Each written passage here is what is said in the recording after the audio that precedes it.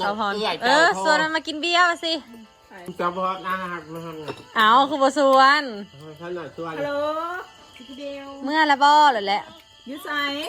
ยืดใส่ทางเขาค่ะเดี๋ยวที่หาได้เขาจะเอาไปเอาสิมาบ่เขาจะเอาไปเอาเราจะยืดใส่ตอนนี้เห็นบ้านสวนบ่เห็นบ้านสวนออกไปหับแล้วเนี่ยโอเคถ่ายกันแล้วเขาที่นำเด้อแขกเด้อเลยสาวพรมาเยี่ยมเดี๋ยวออเดิร์ฟก่อนเนาะจะมาจัดสุดเนี่ยหรือว่าเอาเลยบ่เอาเลยแบบสุดแกงบริมอมได้แต่ว่าแล้วต้องกินน้ำกันเถื่อนลงไปเขาโน่นเลยลงตื่นเลยประมาณตั้งแต่พุ่นว่ะนอนใหม่สบายดียินดีต้อนรับเข้าสู่ช่องอลิต้าสาวผมยาวเด้อทุกคนมื้อนี้แขกได้มาเยี่ยมยามอลิต้าถึงบ้านเลยนอนนั่นก็คือเอมีวันเอวิติงสิงคโปร์ตื่นเตะตื่นน้าสบายดีเจขาวปิ้งไก่เซโนปิ้งไก่เซฟเซโนวัซานเพิ่นมายามฮอดบ้านเนาะเพราะว่าบ้านทั้งเฮือนเพิ่นเด้จะมานี่โมเมนต์จะมาถามหากุ้งนะพ่อบ่อยากมาหาอยากเป็นอยากก็ไอผ้าเจ้ามันอากินกุ้งเพิ่นแหละทุกคนเพราะว่ากุ้ง30 โลมื้อน่ะเบิร์ดมากินเมิด2มื้อเบิร์ดทุกคนป้าเงินแฮงมื้อที่พี่น้องมาเอากุ้งมา30 โลหั่นอลิต้าก็ได้ส่งบอกเจขาวส่งบอกสาวน้อยเนาะแต่ว่าเพิ่นบ่ว่างบ่สะดวกแล้ววันนี้แขกคนมาเฮือนเฮาก็หลายแล้วหั่นน่ะทั้งที่จงไว้ในตู้ก็คือแขกคนมาเขาก็ออกมาเสิร์ฟมาเสิร์ฟไปสิแล้วก็เลยเบิร์ดบานเนกาสิได้ย้อนหลังให้ย้อนหลังคนสิเด้ย้อนหลังให้เดี๋ยวสิพาเดินตลาดเลยสิไปเอากุ้งอยู่ตลาดสุกินเทิงว่าจะบ่ได้มาจากพี่น้องกับบ่เป็นยังเนาะแซ่บคือการแซ่บคือการอยากกินตำยังกินเป็นตำบ่กินเป็นลวกบ่จังได้ก็ได้แล้วแต่เจ้าบ้านเนาะต้องตาม2 สาวพูดตาม2 สาวพูดสาวน้อยสบายดีมาถามหาเอากุ้งน้ำข่อยวะนี่ฮะโอ๊ยกำลังกินกุ้งจ้าเพราะว่าฉันไม่ได้กินกุ้งนั่งถามมาไปกินกุ้งเพราะว่าสิจงมาให้เลยเพิ่นน่ะจงยังไงข่อยไหวให้แม่เพิ่งเขายังเอาออกมาเห็ดย่าจะกระติดหนีข่อยกระติดหนีแล้วข่อยจะไส้ข่อยไหววะข่อยจะไส้โอเคมื้อนี้อลิตาเสียยังให้กินข่อยสิเอากุ้งมาสู้กินจะอยากเอาไปเห็ดยังก็แล้วแต่เจ้าข่อยเอามาให้กินกับพ่อหมู่ขู่เฮามาลินมายามนำเนาะเพราะว่าเพิ่นอยู่เซโนซาน้อยว่าสิมาปักเซก็ยังบ่ทันได้มือเพิ่นอยากไปนึ่งแขวไปอัดแขวเพิ่งเบิ่งแขวหันแขวแตกเพิ่นว่าเคยอัดแล้วทางหน้าเลยแตกเลยจะคือห่างหั่นนะถึกเตะแขวแตกว้าวแรงอ่ะแรงมากงอนละใครจะไปเตะถึงสบายดีโอ้ยมันไกลพูดจิบเฮยสบายดีไม่ตีสบายกันอยู่กระเสือกันยังมาสาวเอาพากันไปตลาดไม่ได้คิดว่านั่งมีลูกยังก็ไข่มันเดือไม่ต้องห่วงไข่มันพ่นเดือไข่มันพ่นเดือไม่ต้องห่วงเธอรู้ไหมฉันเป็นใครใครเมียเจ้าของตลาดฉันเป็นคนเก็บขยะไปเดี๋ยวนี้สิไปเดี๋ยวนี้จ้ากันเหรอใช่เนี่ยจ้าเหรอดิตาสิไปเดี๋ยวนี้ได้ข่าวจะหัวผัดไทยบ้านพลเดือเขาบอกจังไดจัดเลยแบบลืมสำเนียงเลยแต่ก่อนไปบ้านพันดุได้ข่าวอยู่นี่ดินี่เจ้าหันคนโอเคละเจ้าหันไปเดี๋ยวนี้สิไปสินี้สิไปแบบไวๆฮะสิไปเดี๋ยวนี้ไปสินี้สิไปใส่นี่จะสิไปใส่นี่เดี๋ยวนี้ฮะบอกไทยบ้านแม่ดูสิไปใส่นี้แบบไวๆสิไปใส่นี่สิไปใส่นี้ไปว่าเนี่ยจะลองเท้าดูมาต้นฉบับมาใส่สิไปใส่สิไปใส่นี้สิไปใส่นี่แบบความหมายเขาเอาไวๆมันจะออกแบบอยากไปใส่สิไปตลาดนี้ดีๆไปตลาดนี้แม่ต้องออกค่อยๆแบบนี้ว่าน่าจะพี่เลยทันมีขาเทิมแล้วมีขาเทิมแล้วบอกเจ๊หนึ่งวันพาขนมไปโรงเรียนเลยลูกแซ่กินน้องที่ตำเขามาเป็นน้องญาติมาเจ๊ขาวโล่ได้เด็กน้อยขึ้นใหม่เขาไม่ได้จืดได้คนแถวบ้านนี่คนแบบชาวที่เขาเคยเห็นตอนยังน้อยฮะเดียวนี่เห็นเขาสัมเฮาเบิร์เลยแล้ววันนี้เด็กน้อยขึ้นมาใหม่เฮาบ่จืดแล้วมันการแบบเขาเล็กน้อยเขาไม่ขึ้นมาเลยเลยเขาปุ๊บไปใส่แหลกเขาญาติเองก็ฮอดเป็นไรรีแล้วนี่เนาะนี่ก็จะเป็นตลาดแรง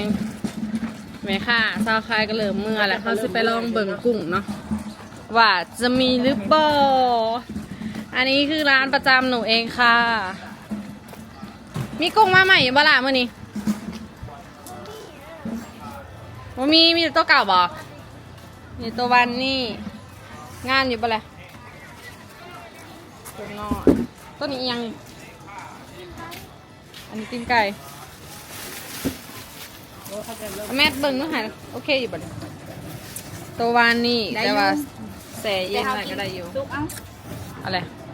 เขากินแบบอันนั้นซุปจังหน่อยนะ กันใหญ่กับพอดีกินนี่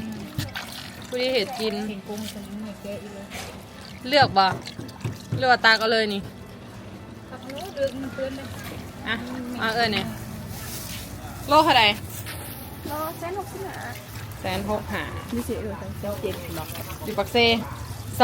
230,000แพงมากอยู่ปักเซ่ฮะ อ้าวไม่ใช่หรอ อ่ะ อ้าวจะโล อันนี้เบิ่งเท่าไหร่แล้วนี่ การคนใหม่ลูกกับให้ สอน โล โลไหน โลครึ่งเอาใส่อีกเอา2 โลก็ได้ไปจนให้เด้อ คนนี้แหละ 2 โล ใหม่เก็บปีโลกก็คนนี้ น้ำอยู่ในหันกับ3 ขีดเลยฮะเอาลงไปเลย โอเคขอบใจ เดี๋ยววางวันนี้จะได้เอามาเอาเด้อเอาไปซื้อเครื่องของก่อนตอนเทสอง3 ถุง เรียบร้อยจนเขาจะเก็บหมดเลยนะครับทั้งไหนเก็บหมดเลยนะทุกคนนะ เอาปีทานปลา อบกุ้งมาแล้วค่ะ นี่ค่ะ คนไม่ได้มากินกุ้งวันนั้น โอ้ขอบคุณนะคะขอบคุณครับเน่ได้แล้วไปจม ใส่บอลรถเมื่อฮะบอลรถเลยหัว มีถุงบะ นี่ กินอยู่นี่แล้วใครสิ บอยมื่อไหนกินจาก30 โลบ่ได้เด้อน่าจะถุงมาแต่เขาไปกินเหมือนกัน30 โลเขาจะเบาอยู่อ่ะ เนี่ยใส่นี่ไปนะกู เขาเสียหายไปอ่ะเลยว่าได้กินเลยเด้อทุกคน30 โลนี่ได้กินนี่ ได้มาได้2 โล แซ่บๆนะฮะ เอาบริษอัน น้องสนอยเห็ดตั้งกุ้ง แล้ แล้ว ว บอก แต่ กับท่าน อ เป็น ร่ ร้ อ อง ยมา ให้ ก มิดเด้มันไปจับกุ้ง 2 โล เขาเซอร์ยังไม่สนใจ ย้อนหล้างไห่ แซ่บทุกคน ใจเด้อ ขอบใจเด้ออลิต้าขอบใจป้าอลิต้าเด้อ เลย เอากันแล้วเอามาดิ ป้า อันนี้หันกุ้งซื้อในตลาด เอาผู้ซื้อบ่ว้าย เอาเจ๊เขาไปอยู่ไหนมา อุ้ย เรียกว่าข้างอย่างไปซื้อน้ำกัน อยากกินกุ้งตัวนั้นดิ เบิ้ลแล้ว เอา แล้วแต่หัว เห็นกับปุ้นกับอันนี้ได้ อืม บอเห็นยังก่อน กินอยู่พุ่นเอาแบบนี้นะ ฮะ เชิญเจ๊ขาวนำไปกินอยู่พุ่นเลยแบบนี้ ไปบ่นำไปกินอยู่ลาดบุรี ได้เพราะว่า แล้วสิยกให้บ่อหนึ่ง มีแผนสิไปกรุงเทพอยู่ น่ะเอาที่ยองให้บ่อหนึ่งเลย อุ้ยเลิศนะมันจะไปนะละบุรีมันก็ไปไกลจากกรุงเทพไป แม่น ไปเบิ่ง 2 หิ้ง โม ห้อย ไปเบิ่งตลาดเนี่ยก่อนลืมเดือตลาดเนี่ยก็มีมะพร้าวอยู่มะพร้าวเพิ่มมะพร้าวเนี่ยก็มะพร้าวโตอ่อนๆนะ มะพร้าวหอมบ่ ข่าวบุญ มะพร้าวกะทิ มะพร้าวกะทิเขาไม่เคยกินจังเถื่อแซ่บบ่ บ่ เอา มันได้ต้องใส่แนวมันหวานมันจะเข้ากัน เขาอยากลองสั่งมากินหน่วย200,000ผูก แม่นแซ่บๆบอกว่าไปกินตลาดอัมพวาลบุรี นี่ ตลาดนี่ดังนะ เป็นแต่แซ่บเถอะเนา ชิม ะ มาเซนหน่อยก็ได้กินเลยเด้อขับใจเลย อ้ายเอาเม็ดกะมาเนาะ แซ่บอร่อยมาก อร่อยนี่โอ้ย เดี๋ยวถ่ากินปลาลัดพริกของบ่าวไซ ยังมีอีก กิน วะ ข่าวกันเด้อ มื้ออื่นไม่อีกวะ มานอนนี่เลยเขาบอกให้เก็บเขื่อนเก็บคลองมา เอาไปสัก2 10เนาะขับประหยัดเงินมาได้ ป้าคันจะนอนอีก2ที่นี่ตุ้ยคือเราเลย ทางภาษีนั่น ป้า ภาษี ตัวเซ็น บ่ตุ้ย ขาย บ่ตุ้ยดอก เพราะว่า ว่า ดีแซ่สวัสดีทอก บ่ มีของดีมีของดี มีปิ้งไก่เจ๊ขาว บอ ดีทอกบอ มาทั้งมายังก็มาดงเห็นบ้านไอ้จ้าพยาคุณดีต้องเรื่องจริง สวัสดีเถอะนะคะ ดีครับดีขั้นอลิจ้าบดีปิ้งไก่เจ๊ขาว เอามากินไก่เจ๊ขาว นี่เราถ่ายเลย เอาเนาะชิมาซิม ดีไก่อีทอก จ้ะ กินไปแล้วเมื่อกี้ในคำหนึ่งมาลองกินอีกเด้อ เจ้าของบ้านยังไม่ได้กินทางกิน ยัง ห ไม่ มด ทันกินค่ะ ท่านหน่อยติญาติกินนี่ฮะใส่ถุงอีก มาซิมนี่ได้ตำกุ้งสดของสนอยตำช่างเขาอยากกินดิบๆเด้อเพราะว่าโดนกินเธอนึงโดนกินเธอนึง ได้เยี่ยวได้ โดน เยี่ยว ไรเถื่อเนียวแสบเนาะผู้แหละสามเจ้ขาวไปผู้แหละเขาจึงสิบกินของดิบเนาะ แม่ง แต่ก่อนเจะก็กินบ่ บอก เอา เขาก็มากินช่วงนี้แหละดิบๆแดงๆหน่อยหนึ่ง โอ โก้ แต่ก่อนให้หมดแตะเลย ไปกินแต่ดิบ สิ้ เนาะ นกับพี่แต่แห้งๆ ไปกินแต่เหนียวดิบ แล้วก็ทอด ดิบแบบอื่นๆแต่อื่น เอา ยังเฮ้ย ไปไหนไปตาเด้อ นี่ยังคือดิบๆเรากิน มันยัง อันนั้นดี อันใด หมอนี่ว่าข้างคาดใจ ถ้าหน่อยว่ามีแบบเงื่อมงำเนาะ ดิบอันนั้นดี อันใดเลย กินตับดิบบ่ ครับพี่ ยัง ก็ ว่าโอ้ยมันคือบ่ออก ซอยจุ ซอยจุ กระแลมกระแลม กระแลม กระเดมกระเดมดิบบ่เสย กระแลมมีดิ ค่ะ บบ่ ฟังไปถึงแหละมาทุกคน ผู้เส้นกับปุ้นผ่านกล้องเลยเว้ย นะ เส้นกับปุ้นอายตาที่นี่วิ่งไปเลย อิ่มจะได้ขอบใจเด้ออลิต้ามันนี่ เมื่อกี้นี่ซูมเส้นกระปุ้นให้เลยเด้ แบบทวงคนตลอดแต่นะคนก็เลยสวดจัดให้ซะ อ๋อประแม่นขอลำคาญปะเลย ของเก่าตัวไหนของคอย ช่วงตลอดจะลำคาญวะ ทวงจนแบบเจ้าของบ้านลำคาญนี่คนนี้เด้ออยู่เย่ บ่แม่น ยังกับข่อยนี่ล่ะ เท่านี้แหละกันก็ ของบดีต้องทดสอบ เอากระยะคือกันไหม นี่มาเด้อตำนมจีน อบจะเกลือในหนึ่งแซ่บๆเนาะ ห่างตาเกือบมอดหูเลยเนาะเล็ดกันเล็ดอ่ะเล็ด วิชาเขาจะต้องไผ่กับอาแล้วยอดคือห คิด มูกั คิ น ด เนาะ ว่าเป็นอะไรอันที่สามมูได้คิดว่าเป็นแล้วก็ว่ามู สีบุกละเอ๊ะ เขาจะแบบเนาะกับ มี พว ค ก นย่อง คือห อะไร มู นี่เขาถือกันไหม ตาคมมากกีตาร์ได้สวยมาก งาม พรุ่งนี้เขาอบใส่อันเกลือแล้วก็เป็นงอนิดนึง จะเข้ม มันก็สิแบบนัวๆแซ่บ เสมอ เดี๋ยวจังหน่อยมาลองซิมปลาลัดพริกของ ปลาลัดพริก เบาใส่พริกขาวแรง มันพอพริกหลังพัดตัว เอากินปลาละพริกก้อน ถุงยาง เมื่อนะ ทุกอย่าง ไปเอาถุงยางเลยเขาไปกินอยู่อันนั้นเนาะ กินอยู่สายกินอยู่นี่แล้ว บอกเอามือให้ทำสี่ เนี่ยมากินเอง เอาไปแบ่งกันเลย โอเค ปลาไปเจอกันนะแค่ ปลาลาด คือจะแซ่ ปลาเดียวหวานของเป่าไส้ ซีมอเดอร์ซีมอเดอร์ อายุ8อายุแม่น้ำหนัก80วันนี้ฮะ ซีมเบิงซาน้อยคือหันอาหารอยู่บอกเพราะว่าเราเป็นเซฟเราเป็นเซฟกระทะ เชฟกระทะทองแดง กระทะลุก กินน้ำกัน เซฟกระทะลุก เชฟกระทะใหม่ เพื่อใส่ซาน้อย อันนี้ ซี สักนิด ม นึงกินหน่อย ข้าวเอาซองบ่วงเด้อเจ๊ขาวเด้อ พอเอา เอาอย่าง เลือกเสร็จพอแล้ว 2 เม็ดบ่ เทลงมือกับสลาย มันสิเครียดเมื่อสรุปเนาะ มือสั้นได้ พี่น้องสิลองชิมมึง ขึ้นก็เด้อจึงว่าวเด้อ ลายบ่ลิกาจ้ะ พอดีพอดี แซ่บเขามารสชาติแบบหวาน เหม็น ห ปะ วานอยู่บ่ล่ะนะ อ่ะซิมเนี่ยได้ซิมกันเนี่ย หลายเนาะ เจ๊ขาวซิม อันนี้น้อยนึงวัดกัน นะครับกินมีบอ ผัดเปรี้ยวหวาน แซ่บเจ๊ขาว ก็หนังไก่ไทยพี่นะนี่ยมาหาน้อยนี่ เนาะแบบสั้นกันเลย ว่าน้ำกันก็สั่งกัน เปล่าไส้คือเบิร์ด เขา เราบอกกิน ทราบปะ ออกหวาน คุณพ่อเขาหมักได้เขาหมักหวาน เนาะหมักหวานคือกัน แซ่ เราบ่เห็ดแบบไม่หนามนั่นเนาะ เห็นแล้วทอด ที่จริงหันมีแต่ เราใส่น้ำไปได้ แต่ว่าบลาย เราเห็ดอาหารได้เลยเนี่ย เราเห็ดแบบแจวนี่ยาวขนาด ก่อน เราเคยเปิดห้านอาหารได้ เฉพาะเบิ่งรสชาติเดินไปรับปรุงมันพอดีเป๊ะเอาเรื่องจริงแบบบริเวณตอนแรกยอกเลยเอาเรื่องจริงเนี่ยนะฮะ เมื่อ ที่เมื่อเราใส่ได้เลย เราเปิดได้2 เดือน เอาเป็นอย่าง แล้วก็เจ๊งกันติ เราบอกให้เขา อยากเราเห็นเป็นปีพูดแหละ โอเค เฮ้ยเพลงนี่นะ แล้วให้รสชาติเพื่อกลมกล่อมเนาะเขาใส่ ต้องได้ห้องเวิร์กใส่เนาะน้าบ่าวหันสาวพรส่วนนั้นมากินเบียร์มาสิ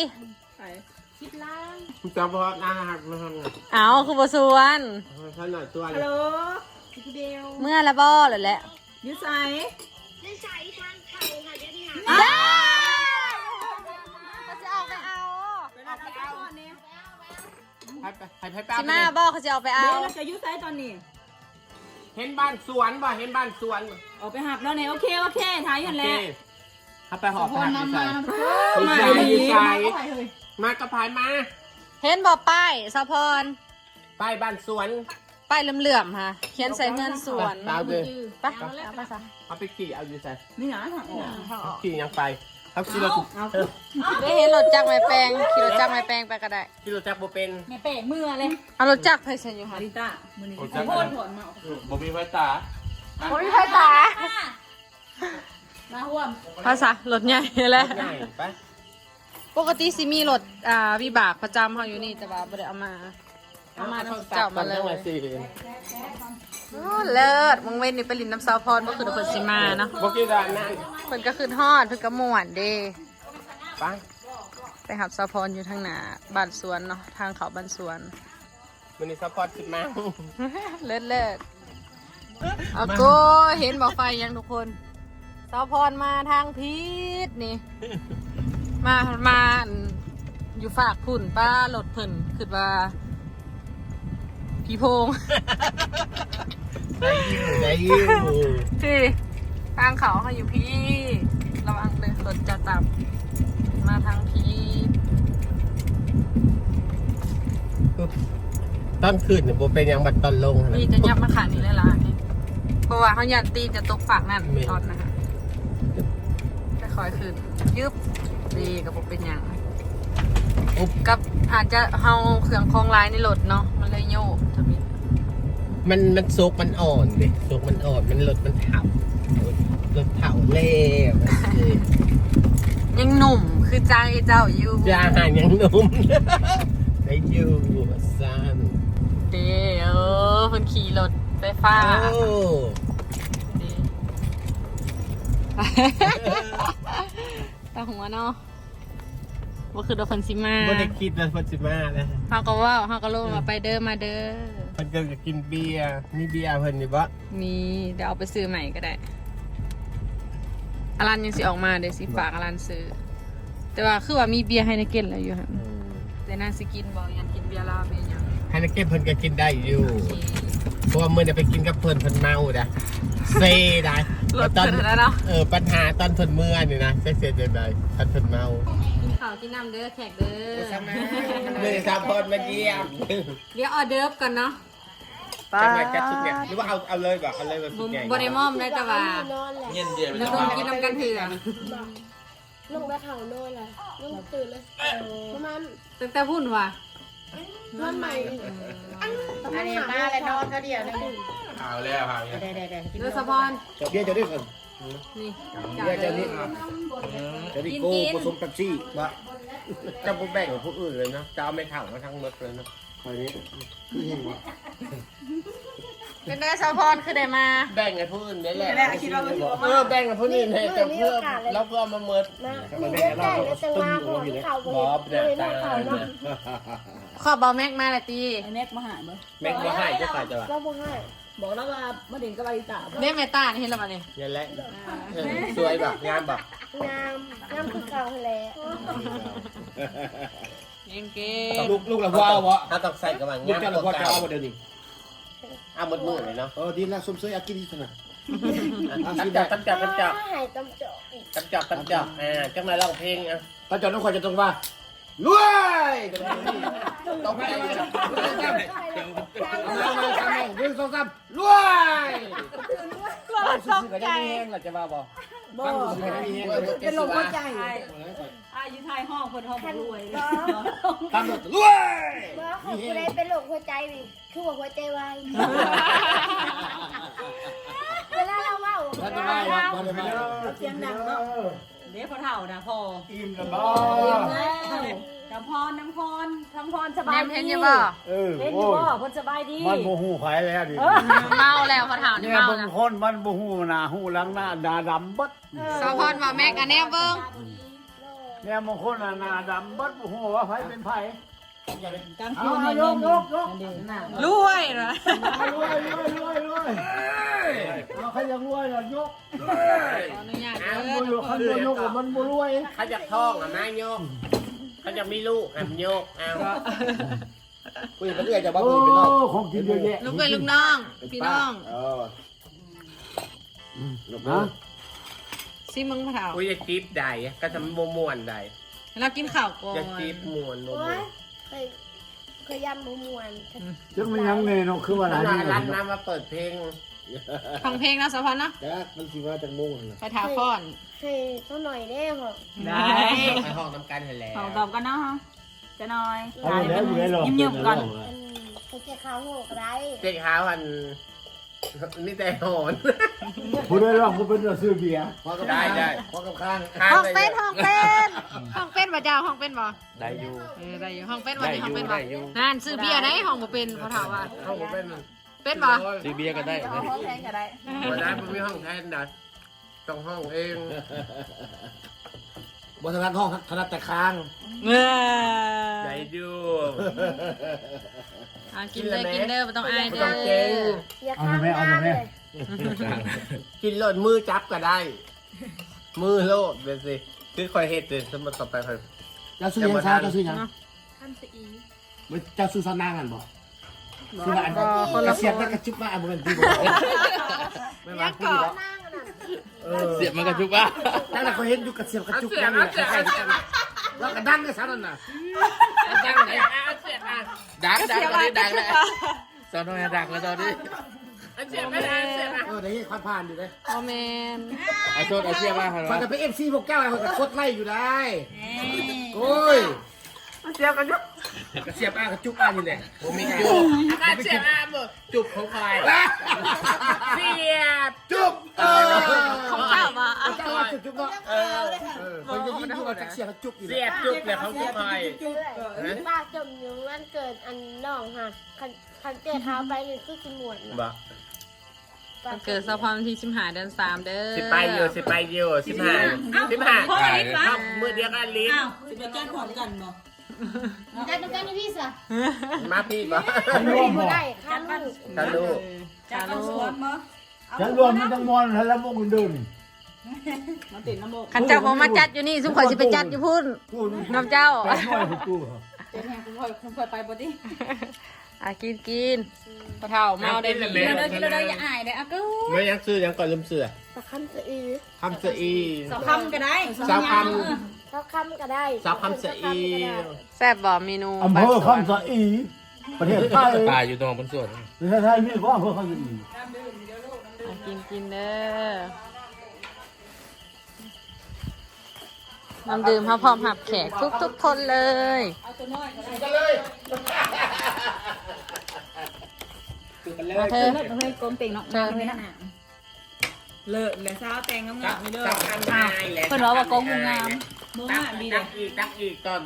ซีนฮะ บ่เห็นสันข่าวบ่เฮ้ยงูพอ โดยใส่ คลิปมันดังในญี่ปุ่นเลยคลิป อยู่เวียงลูก คลิปตัวปิ้งมันดังในญี่ปุ่นเล โด ย ยมากามาลินก็ว่า มาลินส่วนพอแอ เสือ เดต้า ปกติบริมีโอกาสอีกมา